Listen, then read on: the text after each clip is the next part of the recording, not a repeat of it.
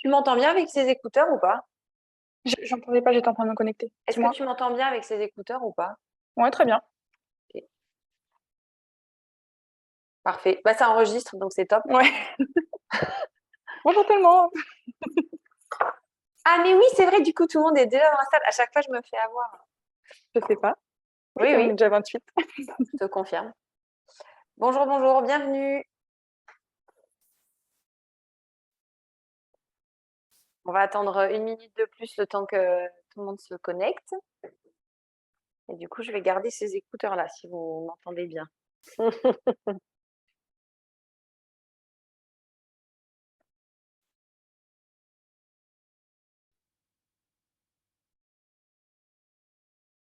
Parfait. 36 personnes. Bienvenue tout le monde. On va attendre 1 minute le temps que tout le monde se connecte.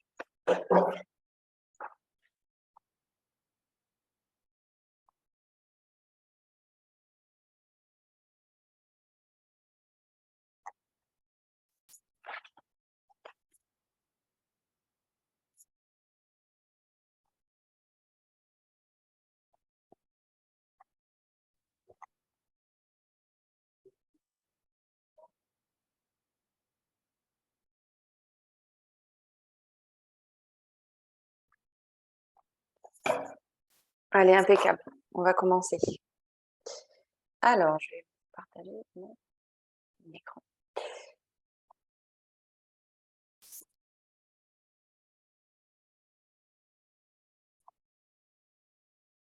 On voit ton écran, Iris. C'est bon? Parfait. Ok, super. Bon, écoutez, bienvenue sur ce webinaire. On est hyper contente de vous retrouver aujourd'hui pour un webinaire. Ça faisait un moment qu'on n'avait pas proposé ce format-là. Notre objectif aujourd'hui, c'est de rappeler quels sont les grands principes de la RSE et puis surtout vous livrer au regard de l'expérience qu'on a dans le collectif Vignerons Engagés 5 étapes clés pour bien lancer votre démarche RSE. Et puis, on a eu l'idée de ce webinaire aussi parce qu'en ce moment, on a une actu un peu spécifique, c'est qu'on a lancé un incubateur. C'est un programme sur 2 mois qui va avoir pour objectif d'accompagner les structures qui le souhaitent à lancer leur démarche RSE. Et j'en parlerai plus tard. Voilà, on va être ensemble une heure, donc jusqu'à midi. Il y aura à peu près 40 minutes de présentation et ensuite on laissera 20 minutes pour que vous posiez toutes vos questions. Il y aura un replay aussi pour les personnes qui ne peuvent pas se connecter aujourd'hui. Et vous pouvez poser toutes vos questions dans le chat. Donc, vous avez un outil qui est dédié. On y répondra à la fin du webinaire. Voilà. Je crois que j'ai tout dit en termes d'introduction. Je regarde mes notes, c'est bon. Alors, qui est qui vous avez face à vous aujourd'hui Amélie et moi-même, qui sommes toutes les deux salariées de Vignerons Engagés, qui est une association et un collectif et un label. Je vais y revenir juste après. Pour que vous puissiez profiter au mieux de ce webinaire, 3 conseils qu'on vous donne, c'est si vous avez des questions, surtout ne pas hésiter à les poser dans le chat. L'interaction, c'est le top pour nous, même si aujourd'hui on a fait le choix de vous laisser vous exprimer par le chat, parce que comme on est très nombreux, si on met les vidéos et tout ça, ça serait un petit peu compliqué. Ensuite, deuxième point, c'est bonne humeur, bienveillance, les uns avec les autres. Et puis le troisième point, c'est on vous conseille de mettre en off vos téléphones pour l'heure qui suit, et puis de reprendre, suite au webinaire, le cours de vos activités habituelles. Alors déjà, on va tester l'outil de chat. Je crois qu'on a fait un sondage, encore mieux. Donc, vous allez voir apparaître à votre écran un sondage auquel je vous inviterai à répondre. C'est, on souhaiterait savoir quelle est la fonction aujourd'hui que vous occupez dans votre entreprise. On ne sait pas exactement à qui on s'adresse, donc ça va nous aider aussi à vous livrer les messages les plus pertinents possibles et les conseils les plus pertinents possibles. Donc, je vois que l'outil de sondage marche bien.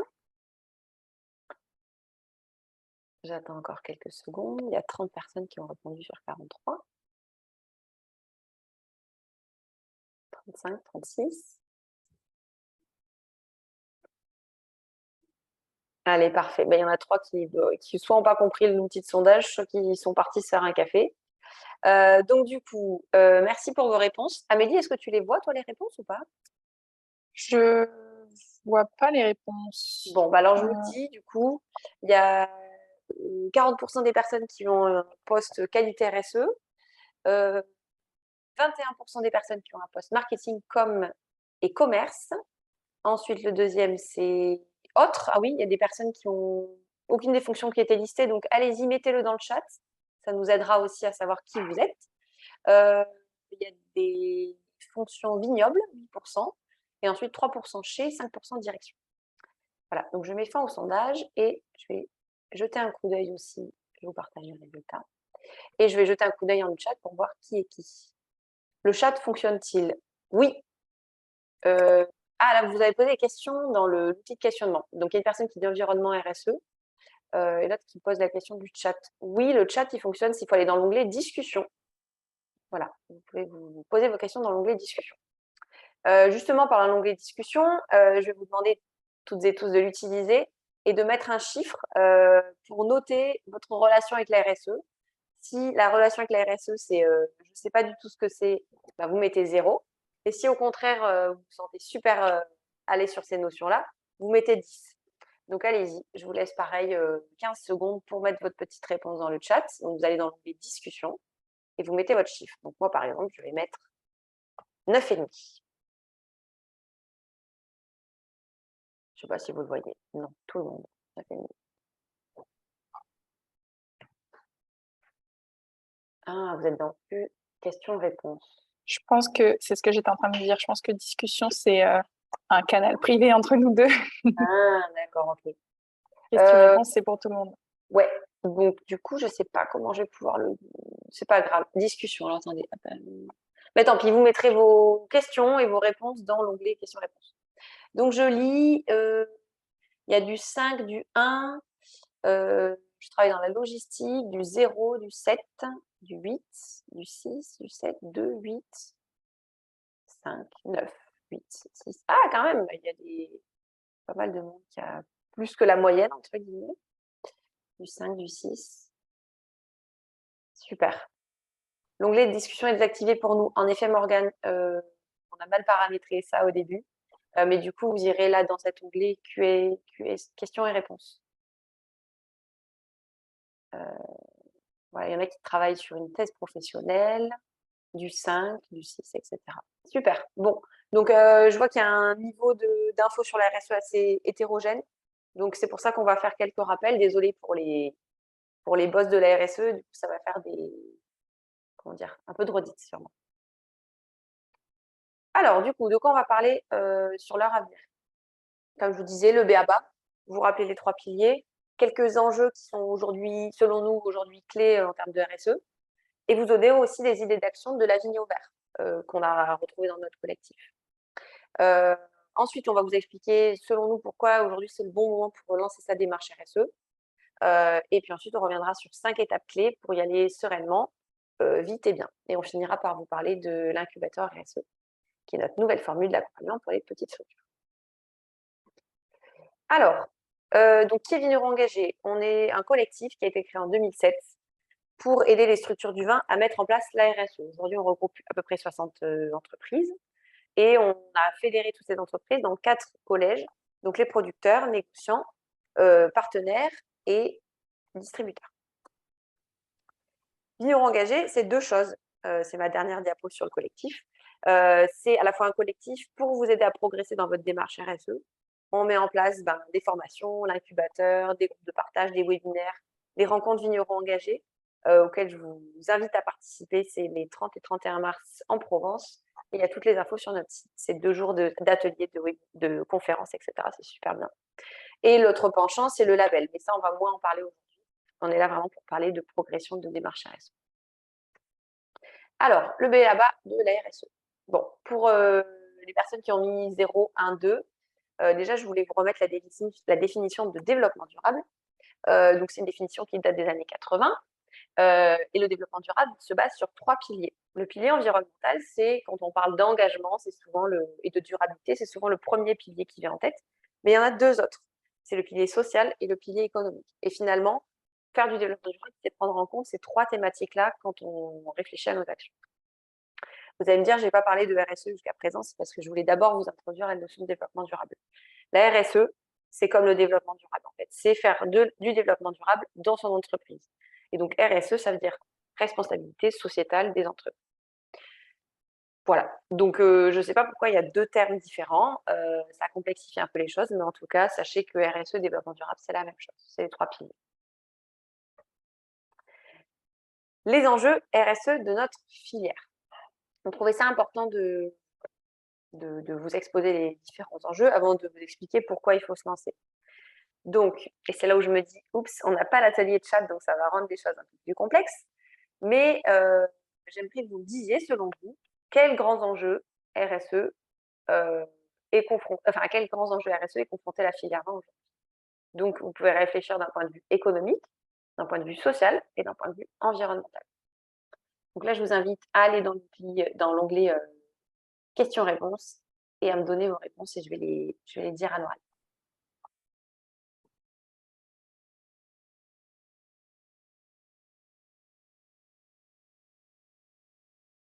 Faut pas me laisser toute seule, sinon ça va faire un vide cette question, s'il vous plaît. Allez-y.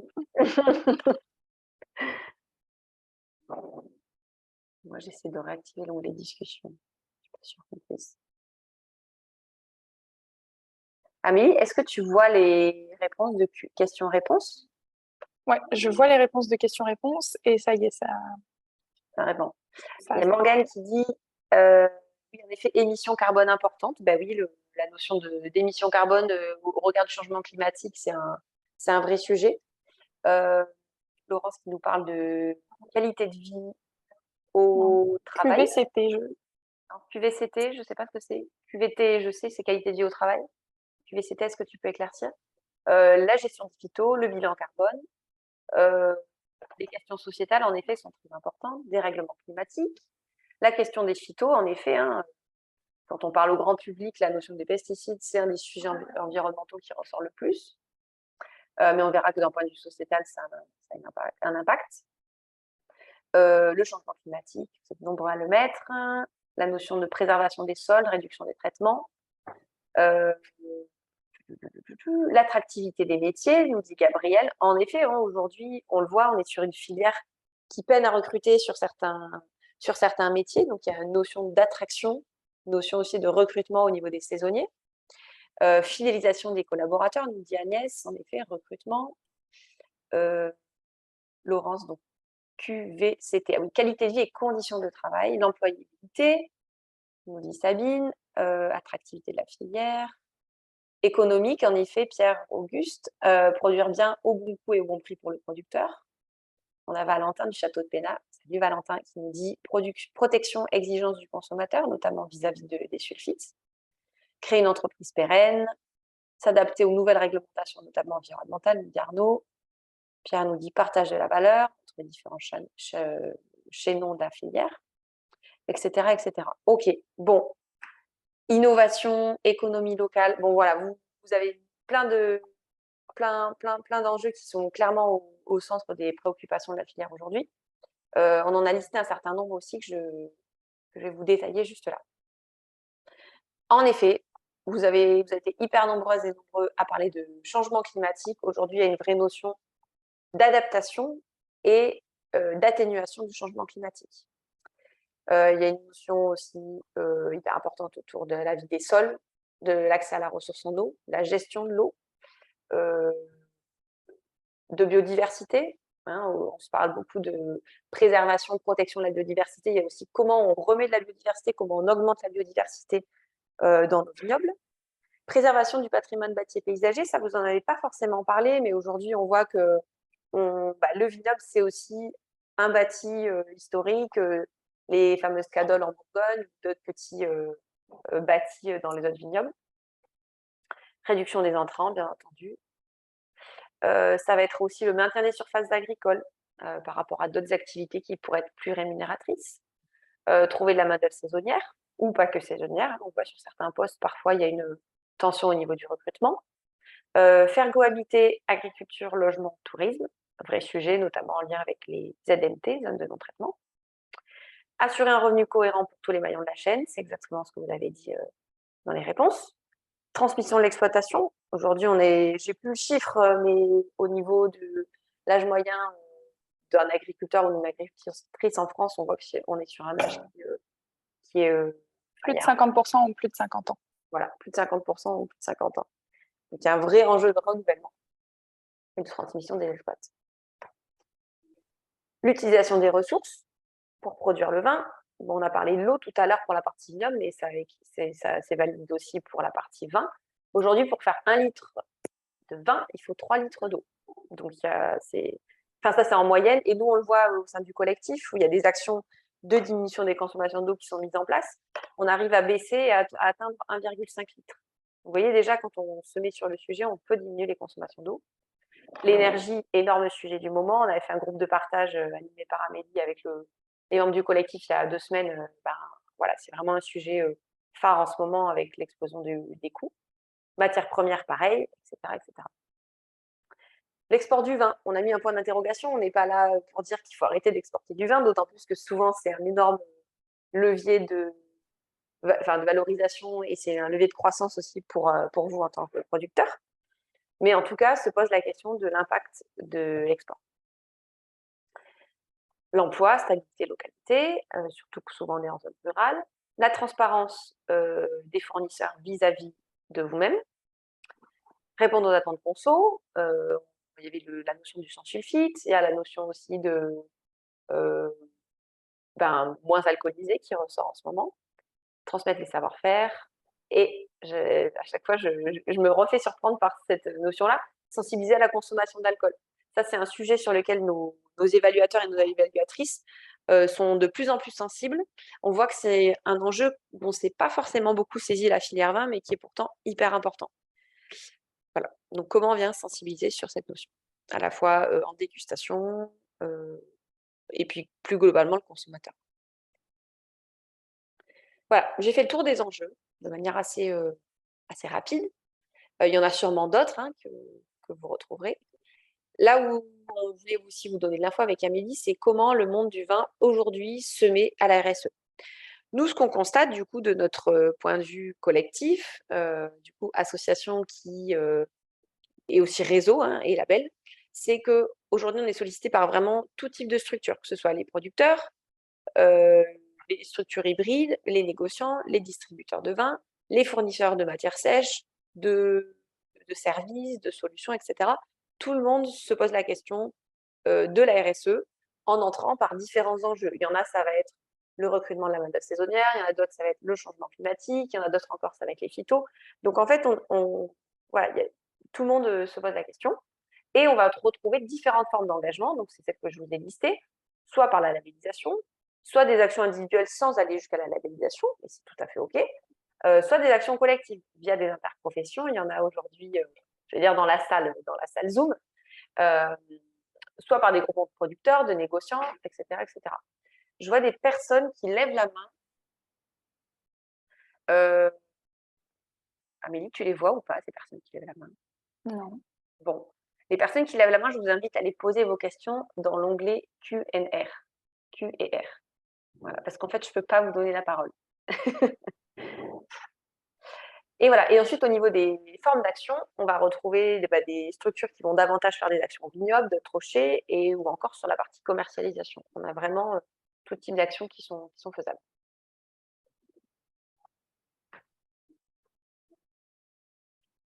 Pourquoi c'est le bon moment pour vous lancer? On y a réfléchi début de semaine avec Amélie, et bon, on avait déjà identifié des raisons, mais on les a remises sur une diapo. Déjà, les attentes sociétales aujourd'hui, on n'a pas pris la peine de ressortir des chiffres parce que de toute façon, c'est flagrant dans les médias, dans toutes les études qu'on a pu lire.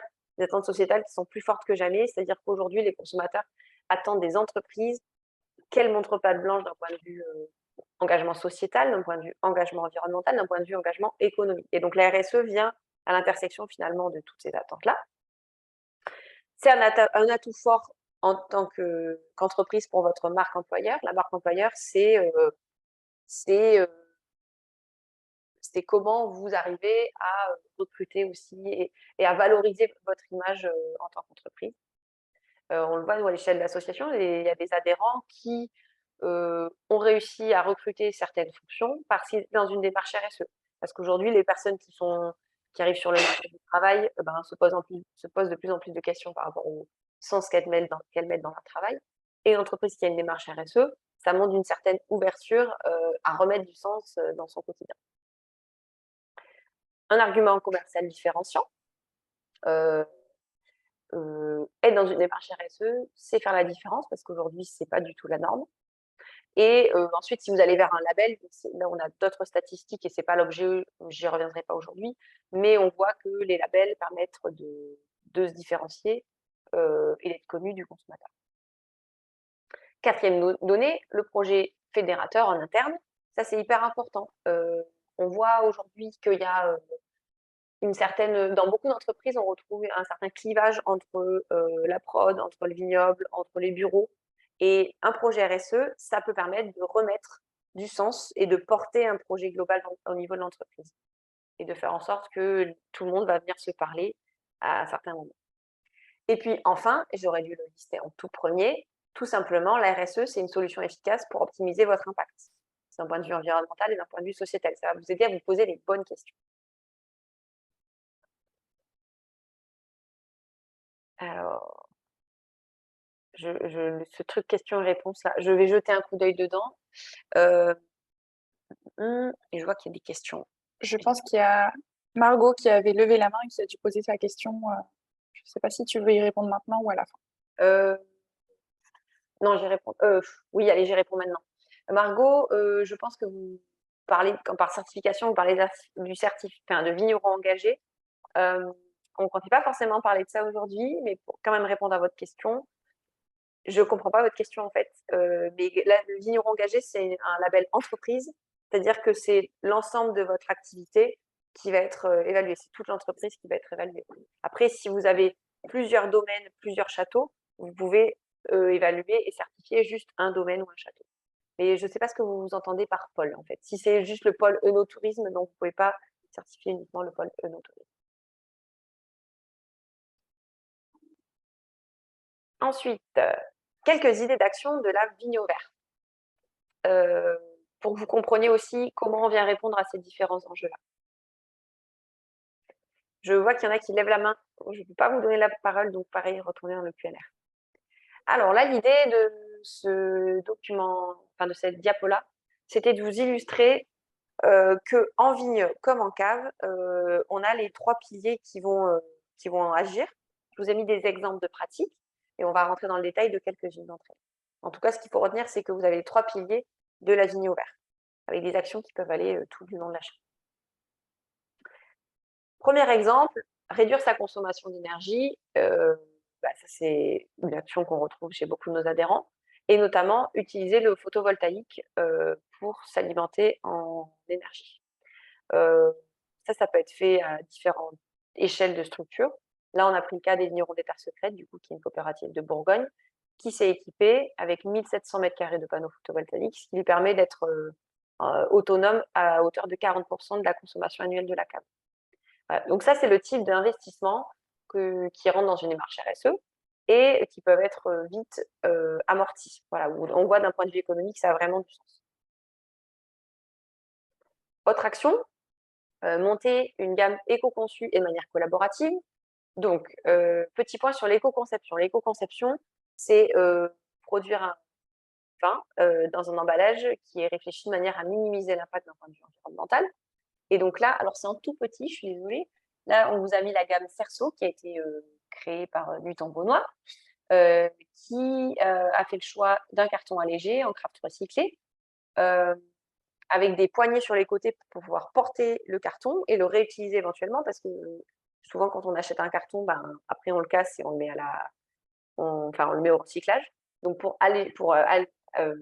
allonger la durée de vie, on a mis des poignées pour qu'on puisse la réutiliser. Suppression de la capsule de surbouchage, ça c'est un vrai sujet aujourd'hui qui pose beaucoup de questions. Depuis 2019, il est possible de supprimer la capsule de surbouchage, puisque la Marianne n'est plus obligatoire. Il faut avoir un document d'accompagnement, ça pose d'autres questions, mais en tout cas, sachez que c'est possible. Et d'un point de vue consommateur, Nuit Beaunois avait fait un questionnaire auprès de ses consommateurs. Il y avait 80% des clients de la cave qui disaient qu'ils étaient tout à fait, qu'ils accepteraient que la capsule soit supprimée. Donc, par rapport à l'objection de c'est pas beau, on n'a pas l'habitude, c'est pas dans les codes, sachez qu'aujourd'hui, c'est de plus en plus accepté. Il y a de plus en plus de structures aussi qui s'y mettent. Au niveau du bouchage, vous pouvez aussi réfléchir à l'impact de vos bouchages. Donc là, je vous invite à contacter vos fournisseurs de bouchons, liège, synthétique, pour avoir un retour de leur part sur quelle est la solution qui va être la plus intéressante d'un point de vue carbone, etc. Au niveau de la bouteille en verre, faire le choix de la bouteille allégée, c'est évidemment le mieux, et notamment aussi avec des teintes qui intègrent le taux de matière recyclée le plus important possible. Donc là, dans le cas de Cerceau, ils avaient choisi la teinte cannelle qui était recyclée à 78%. Et enfin, sur l'étiquette, du coup, on peut choisir des étiquettes avec du papier qui est biosourcé, issu de forêts gérées durablement, limiter le nombre de couleurs sur l'impression, choisir des pigments naturels, et puis enfin, éviter les dorures. Alors la dorure, c'est un vrai levier d'ennoblissement, mais par contre, d'un point de vue environnemental, c'est pas top du tout. Donc, quid de supprimer la dorure? C'est ce qui a été fait pour cette cuvée-là. Voilà. Et donc ensuite, là où je voulais en venir, c'est que une fois que vous avez réfléchi à tout ça, vous avez aussi des outils qui vous permettent de mesurer si vos choix sont les bons. Et il y a notamment un outil qui a été créé par Adelph, qui s'appelle BI. Coucou Pauline, si tu nous vois. Bilan environnemental des emballages, qui est complètement gratuit, que vous pouvez retrouver directement sur Internet, et qui vous permet d'aller calculer le taux de réduction des gaz à effet de serre, le taux de réduction de la consommation d'énergie, et même d'autres items qu'on retrouve dans une analyse de cycle de vie, comme l'acidification de l'air. Voilà, donc ça vous permet de vous guider dans vos choix. J'aurais bien mis le lien vers BI, mais en fait, du coup, vu que vous n'avez pas accès à la discussion, c'est pas possible. Mais on vous enverra tout ça par mail en replay. Autre action, développer l'enherbement du vignoble. Bon, ça, c'est assez... c'est en train de devenir de plus en plus répandu, mais ça fait partie des actions RSE qu'on peut retrouver. Par exemple, Château Sainte-Roselyne qui a enherbé son vignoble et semé de l'interne. Bon, là, au niveau des... Je réfléchissais si je vous détaillais tous les effets positifs de l'enherbement. Je ne vais pas détailler parce que je pense que vous les connaissez. En tout cas, c'est une bonne pratique à avoir en tête. Le parcours Renault touristique, ça, j'allais dire grand classique, mais on le retrouve pas mal chez nos adhérents, mais ça fonctionne bien pour sensibiliser à la biodiversité. Donc souvent, il y a certaines espèces spécifiques de vos terroirs, de vos vignobles, que vous avez envie de mettre en lumière, qui sont des espèces soit endémiques, donc spécifiques liées à votre terroir, soit qui sont et qui peuvent être aussi protégées. Donc, de créer un parcours biodiversité, ça permet de sensibiliser vos clients à toute la faune et toute la flore qui est autour de chez vous. Autre action RSE, là, ça va être d'un point de vue fournisseur. C'est plus ou moins facile selon le terroir dans lequel, enfin, le vignoble, enfin, le territoire dans lequel se situe votre domaine. Mais en tout cas, vous avez la possibilité de favoriser des fournisseurs locaux pour limiter justement les transports en camion. Et on le voit par exemple les Caps de Rozan, donc qui sont en Gironde, qui est une région quand même viticole, donc avec un gros maillage de fournisseurs, de matières sèches notamment. Ils ont 82% de leurs fournisseurs qui sont situés en région. Ça, c'est hyper important pour favoriser une dynamique locale.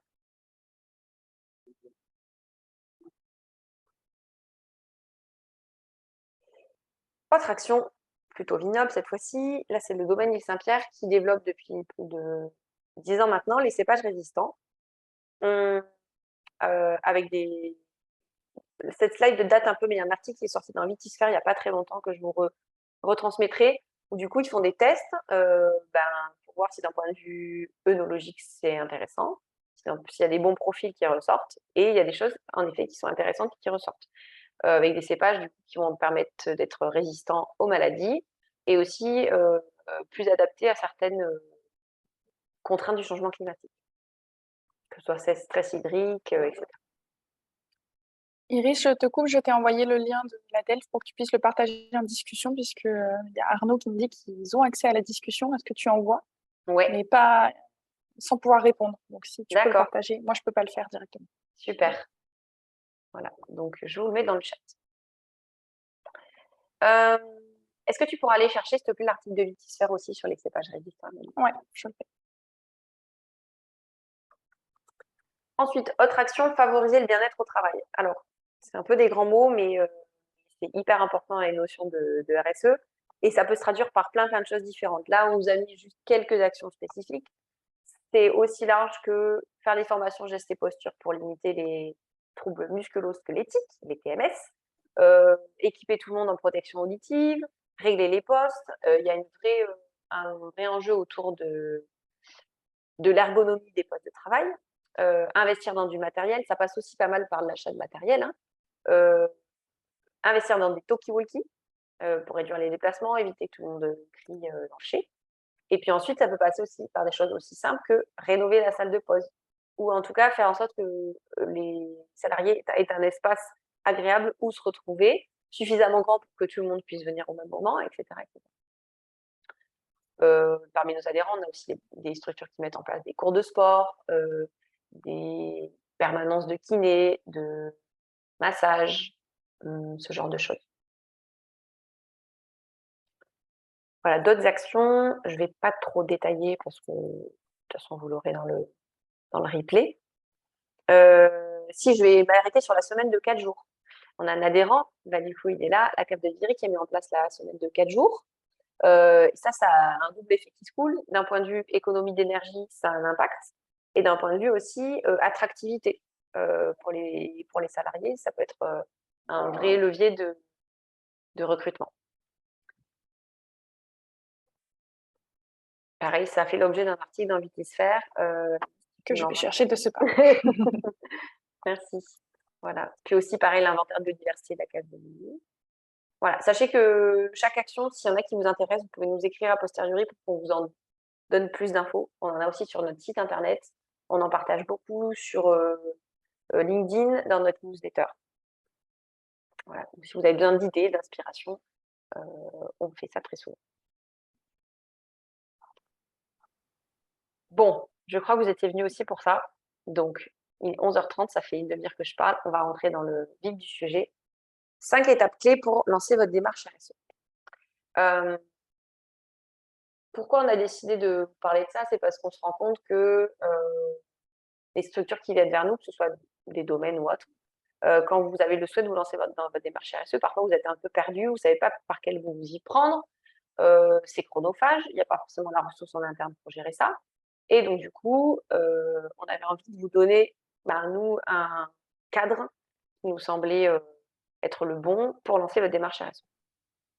Je vous liste les 5 étapes là et après, on va les détailler. Le premier truc à faire, on va y revenir, c'est d'identifier vos parties prenantes et de hiérarchiser leurs attentes. Une démarche RSE, ça ne se fait pas en vase clos, ça va être avec tout votre écosystème d'acteurs et d'actrices qui vont graviter autour de vous. Et donc, c'est hyper important d'identifier tout cet écosystème qui est autour de vous. Le deuxième point, c'est faire un état des lieux de pratique actuelle. Bien souvent, vous faites des choses, mais vous vous en rendez pas compte. En commission technique, il y a 2 semaines de ça, on a fait un atelier collectif qui s'appelle Lumière sur vos actions RSE. Et au début, tout le monde était là, genre, je sais pas, j'ai pas trop d'idées, etc. Et puis après, il y a eu plein de choses qui sont ressorties. Finalement, on avait un tableau entier de post-it avec toutes vos actions. Et le plus intéressant, c'est que vous ne vous rendez pas forcément compte que c'est innovant ou intéressant ou positif. Mais quand vous en parlez, les gens autour de vous, nous, on s'est rendu compte, il y en a qui ont dit « Ah ouais, tiens, cette action, elle m'intéresse, est-ce que tu pourras m'en dire plus, etc. » Donc, il y a un effet d'entraînement aussi à faire cet état des lieux, on se rend compte que c'est bien. Troisième point, mettre la RSE au service à la fois de vos RH, enfin de vos salariés, des ressources humaines, et la partie communication interne. Communication interne, c'est un vrai sujet aussi, souvent dans les entreprises, quelle que soit votre taille, comment faire en sorte que tout le monde se parle au mieux. Côté vigne, aller plus loin qu'une démarche environnementale, puisque on le voit notamment avec le développement de l'HVE, l'agriculture biologique, la partie environnementale au vignoble, elle est de mieux en mieux appréhendée. Mais côté vignoble, il n'y a pas que la partie environnementale, on peut aller plus loin que ça avec des notions sociétales et économiques. Et puis ensuite, côté chais, nous, on a listé 3 chantiers qui nous semblent prioritaires pour diminuer votre impact, mais il y en a sûrement bien plus que ça. Voilà, pour nous, 5 étapes clés pour lancer votre démarche. Alors, je vais vous donner un petit peu plus des clés, des idées de questionnement que vous pouvez vous poser pour chacune de ces étapes, et aussi des idées d'outils qu'il faut mettre en place. Le premier point, donc déjà, la première question à vous poser, c'est qui sont mes parties prenantes? Donc, je vous redis, une partie prenante, c'est toutes les structures qui gravitent autour de vous. Vous allez sûrement penser en tout premier à vos clients, clients final ou clients distributeurs, mais il y a aussi vos fournisseurs de matières sèches, de solutions, d'intrants, etc. Vos, la mairie, la banque, vos assurances, voilà, toutes les structures qui gravitent autour de vous. C'est important de savoir qu'est-ce qu'elles attendent de vos entreprises et pas seulement vos clients. Parce qu'en fait, ces attentes, ça va vous permettre de nourrir votre démarche RSE. Et l'autre point en contrepartie, c'est d'identifier vous ce que vous attendez d'eux pour être bien vigilant sur les points qui sont importants pour vous. Et tout ça, ça va vous permettre de prioriser à la fois les parties prenantes et les attentes. Et ça va vous aider à lister vos enjeux RSE. Parce que finalement, si vous dites un peu au doigt mouillé, la biodiversité, c'est vraiment un enjeu prioritaire pour moi, il faut vraiment que je fasse beaucoup de choses, mais que vos parties prenantes, elles vous renvoient le fait qu'il y a beaucoup de choses qui sont déjà faites et que finalement, ce n'est pas si important pour elles, eh ben, peut-être que vous irez sur d'autres enjeux. Voilà, les outils que vous pouvez utiliser pour ça, c'est un tableau des parties prenantes. Vous allez les lister, mettre leur niveau d'attente, mettre leur importance aussi, c'est-à-dire que vous n'allez pas forcément donner autant d'importance à ce que va vous dire votre élu que votre premier distributeur. Voilà, il y a aussi un niveau de pondération de tous les retours que vous aurez. Et puis ces retours-là, vous les aurez par un questionnaire. Il y a des questionnaires types qui existent pour vos parties prenantes, pour les questionner sur les enjeux RSE. Et tout ça, ça va vous permettre in fine de construire ce qu'on appelle une matrice de matérialité. Je n'ai pas le temps de rentrer dans le détail de tout ça, mais en tout cas, voilà, sachez que c'est des outils phares et clés pour la partie prenante. Amélie, si tu veux compléter, surtout, n'hésite pas. Non, c'est très bien, c'est bon pour moi. Le deuxième point sur l'état actuel, l'état des lieux de vos pratiques, ben, c'est tout simplement quelles sont les valeurs. Alors, ah oui, avant toute chose, quelles sont les valeurs de mon entreprise? Faire de la RSE, c'est faire de la stratégie. Donc, un des premiers trucs, c'est de se dire ben, quelles sont mes valeurs en tant qu'entreprise? Qu'est-ce que je porte? Parce que d'avoir des valeurs et une vision, ça vous aidera derrière à prioriser. Est-ce que vos valeurs se traduisent dans vos pratiques? C'est-à-dire si vous êtes très si les valeurs, vous avez envie de promouvoir et vous pensez que vos valeurs, c'est très fort au niveau de la transparence, est-ce que ça se traduit dans vos pratiques vis-à-vis de vos clients, vis-à-vis de vos fournisseurs?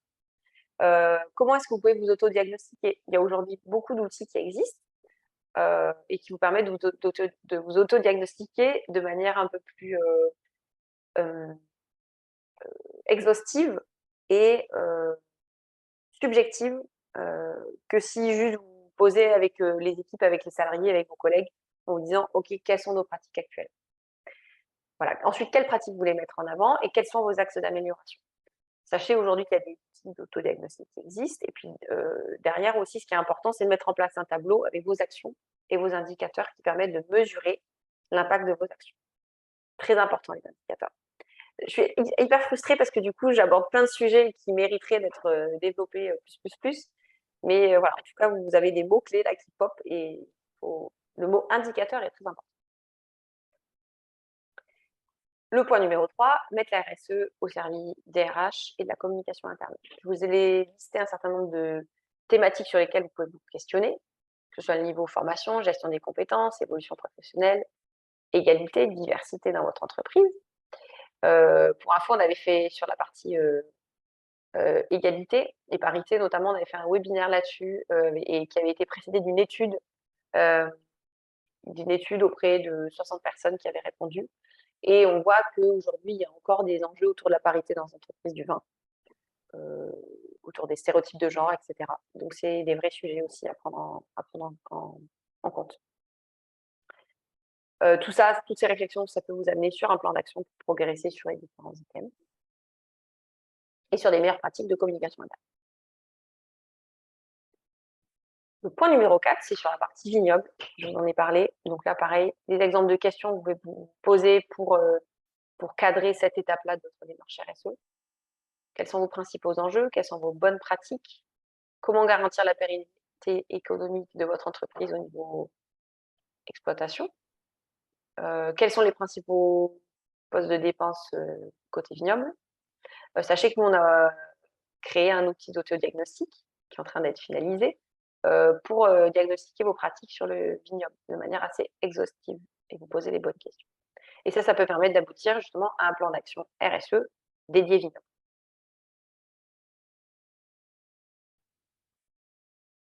Puis le dernier point, c'est côté chais et conditionnement. Il y a beaucoup de choses qui peuvent être faites, hein, je vous l'ai dit. Nous, on a listé 3 sujets, les consommations d'eau et d'énergie, l'éco-conception et les achats responsables. Ça, c'est 3 sujets principaux sur lesquels vous pouvez vous questionner en priorité. Il y en a d'autres, mais ça vous permet de prioriser. Et du coup, il y a des outils qui existent, comme l'outil BI, qui va vous permettre d'évaluer l'impact environnemental de vos emballages. Amélie avait mis le lien dans le chat. Nous, on a également des tram-types de questionnaires pour questionner vos fournisseurs sur leurs pratiques, sur la composition des matières qu'ils vous envoient, l'origine, est-ce qu'eux-mêmes, ils ont une démarche RSE? Parce qu'il y a un effet de ruissellement, finalement, où on se voit que chaque structure, à son échelle, va pouvoir faire pression, de manière positive, hein, sur ses fournisseurs. Et donc, ça va permettre à tout le monde de s'impliquer. Et puis ensuite, il peut y avoir un plan d'action emballage aussi qui peut être fait.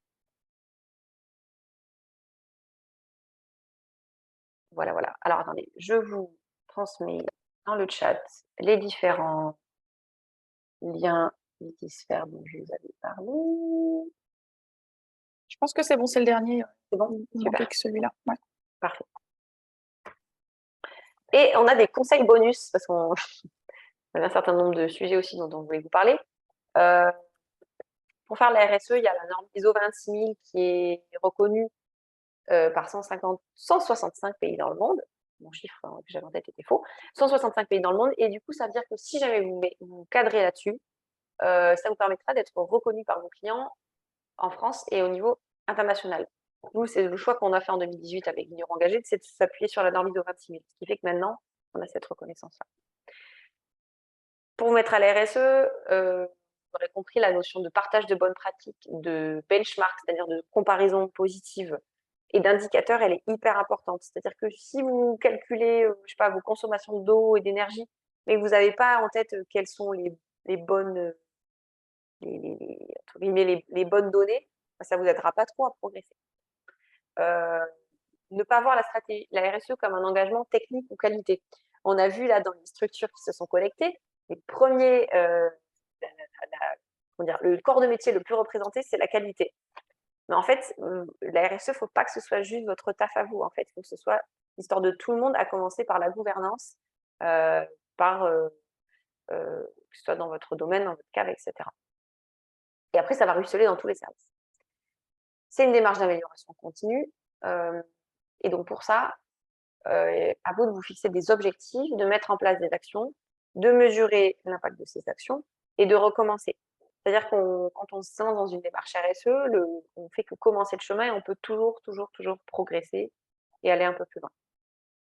Donc voilà, c'est aussi une philosophie à avoir en tête. On n'est pas sur une démarche type HVE ou d'autres cahiers des charges, où ça va être on attend ça de vous et une fois que c'est fait, c'est bon, c'est coché. Là, c'est en année 1, vous faites ça et vous partez du niveau auquel vous partez, mais en année 2, on vous demandera de toujours progresser, etc.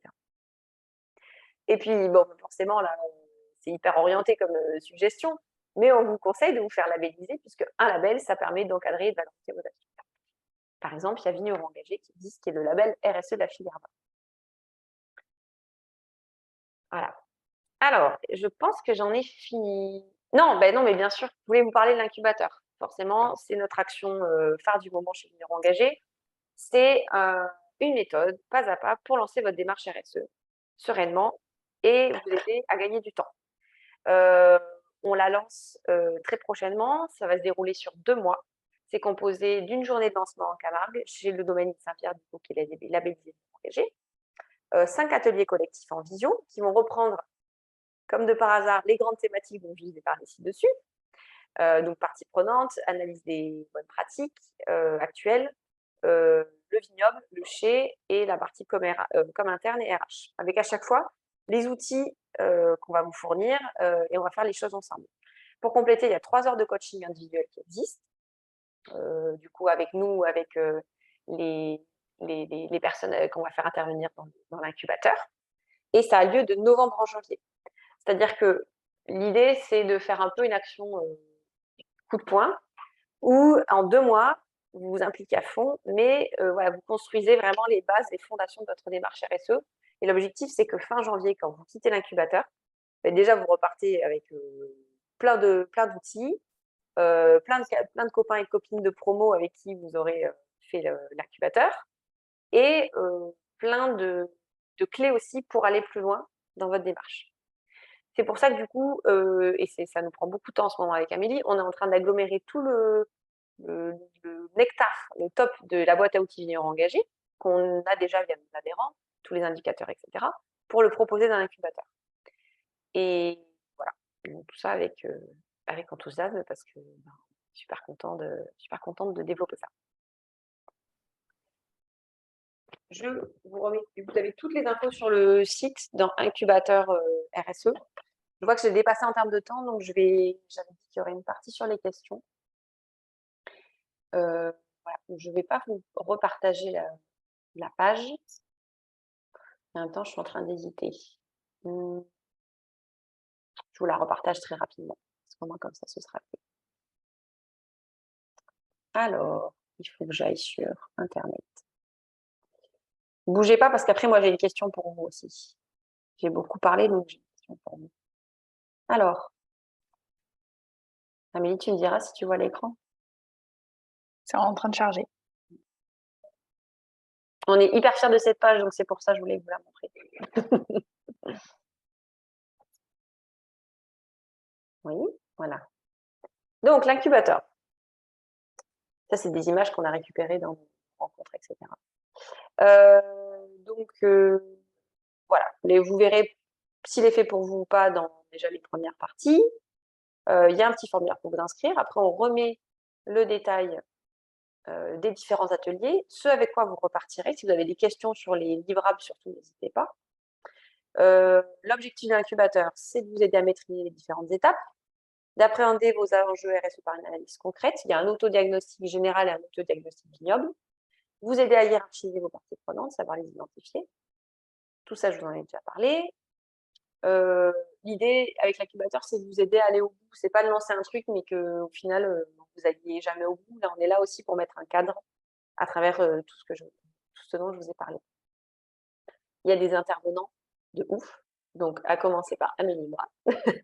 Et après, on a également Sylvie sur la partie social RH, Sébastien sur la partie qualité et commerce, et Sabine, qui est l'ancienne technicienne vignoble du collectif, donc qui connaît très bien les enjeux RSE au vignoble, qui va intervenir. Voilà. Et Sylvie et Sébastien, ils sont tous les deux évaluateurs pour le label, ils ont vraiment cette vision RSE et vin. On a aussi bossé longtemps pour vous aider pour agglomérer tous les retours d'expérience de nos adhérents, parce que des fois, ils sont dans des galères et on voit aussi comment passer outre. Voilà. Le petit questionnaire, vous avez le prix juste là.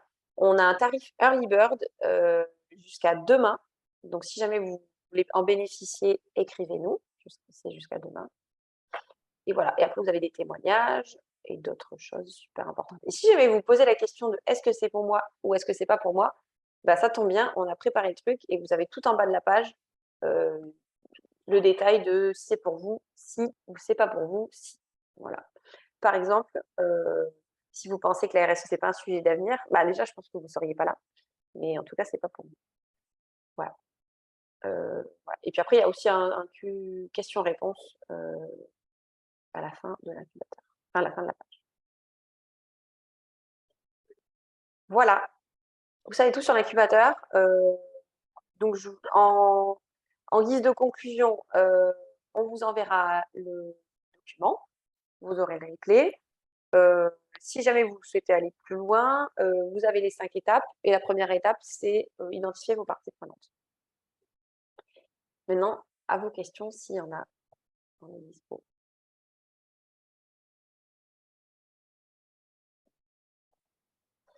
Quelles idées pour arriver à convaincre des coopérateurs réticents à la démarche dans une CAF coop? L'incubateur est réservé uniquement au domaine, pas aux CAF coopératives. Alors, je vais commencer par la première question sur l'incubateur. Je suis à fond dessus là. Oui, aujourd'hui, c'est réservé au domaine. S'il y a des CAF coopératives qui sont intéressées, n'hésitez pas à nous en faire part. L'idée, nous, c'est qu'on vous mette par groupe de structures qui se ressemblent. Donc là, aujourd'hui, c'est réservé au domaine ou aux petites structures. Mais voilà, s'il y a un intérêt, on réfléchit aussi à faire d'autres promos. Donc les CAFCOP, n'hésitez pas à nous écrire. Il y a Morgane qui demande, est-ce que vous pourrez nous envoyer les liens ou les questionnaires fournisseurs d'autodiagnostic des différents points? Et non, Morgane, ça justement, ça fait partie de l'incubateur. C'est tout le boulot qu'on a fait sur les derniers mois et qui nécessite aussi qu'on se rémunère. Donc ça, c'est dans l'incubateur. Arnaud, quelles idées pour arriver à convaincre des coopérateurs réticents à la... Oui, tu m'avais posé la question. Mais leur faire comprendre les points positifs, les impliquer dans la démarche. Et par ça, il y a la notion de formation. Nous, par exemple, on fait ce qu'on appelle des vignerons engagés tours, où on vient animer des ateliers en intelligence collective pour expliquer ce que c'est que la RSE, en quoi ça les concerne sur leur vignoble, et en quoi ça peut être un point positif, notamment le label, pour mieux vendre leurs produits. Et si je peux compléter, chaos là. Ça fait 50 minutes que je parle. si je peux compléter pour la réponse d'Arnaud, souvent pour mobiliser, que ce soit des coopérateurs d'une cave ou que ce soit des salariés, la manière la plus puissante, c'est de leur permettre de s'approprier les actions RSE de la cave. Et pour ça, nous, on a des ateliers types qu'on anime avec Iris, mais parfois, il suffit de lister les actions et de faire un petit jeu avec eux autour d'un moment convivial et voilà, pour que eux puissent s'approprier quelques actions de la cave qui leur parlent personnellement. Et ça donne tout de suite beaucoup de sens à quelque chose qui peut être très abstrait. Parfois, une stratégie RSE, pour les gens qui ne sont pas directement impliqués, ça peut être quelque chose de très abstrait. Voilà, j'espère que ça répond à ta question.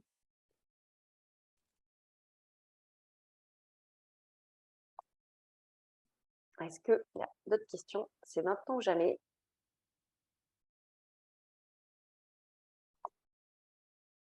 Et moi, j'avais une question, j'ai oublié de vous poser ma question. Je ne sais même plus ce que c'est. Alors, attendez. C'était... Ah oui, on vous a dit beaucoup de choses et on ne sait pas forcément ce qui est intéressant pour vous. Donc, on serait super preneuse de savoir ce qui vous a intéressé, ce que vous retenez de cet atelier. Est-ce qu'il y a une donnée, un truc en particulier où vous vous êtes dit, ah ouais, ça en effet, j'ai envie de le retenir. Donc, la question c'est, si vous deviez retenir une chose de cet atelier, ce serait, 3 petits points.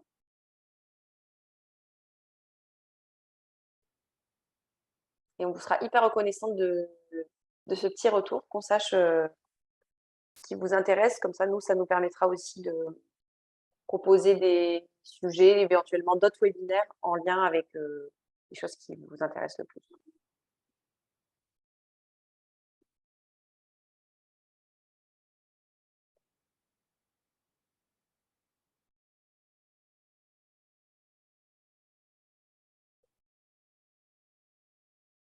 C'est très clair. Les 5 étapes clés pour comprendre comment se lancer. Une démarche concrète pour se mettre en action. Ok. Astuces pour réduire son impact. Permet de mieux comprendre la démarche et surtout comment s'y prendre. L'incubateur est salvateur pour nous. On se reparlera, Séverine, dans ce cas. Personnellement, le sujet qui m'intéresse, ce sont les indicateurs. Les exemples concrets aussi, dit Célia. Ok, intéressant.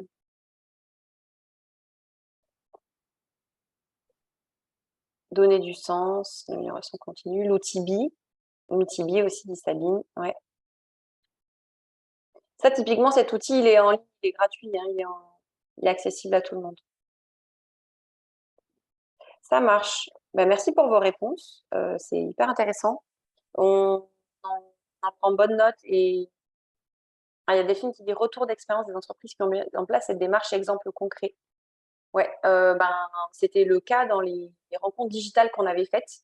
Même dans les rencontres ignorants engagées, on fait ça. En fait, il y a des retours d'expérience des structures. Il y a beaucoup d'ateliers thématiques où les entreprises témoignent. Et on réfléchit, après c'est une histoire de temps, mais on réfléchit à organiser d'autres webinaires justement accessibles pas seulement à nos adhérents, avec des retours concrets sur la démarche. Donc, je prends note de l'intérêt. Très bien. Eh ben, merci tout le monde. Il me reste à vous remercier pour le temps que vous avez pris pour vous intéresser au sujet de la RSE. J'espère que ça nourrira des réflexions de votre côté, des actions, qui sait. Et puis, n'hésitez pas à nous en faire part si jamais il y a des choses qui se mettent en place de votre côté suite au webinaire. On est toujours intéressé de savoir quel est l'impact de nos actions de sensibilisation de webinaire. Vous recevrez le replay et la presse dans les jours à venir. Et voilà, il me reste juste à vous souhaiter une bonne journée, un bon appétit et puis à bientôt, peut-être. Merci tout le monde. Merci à tous.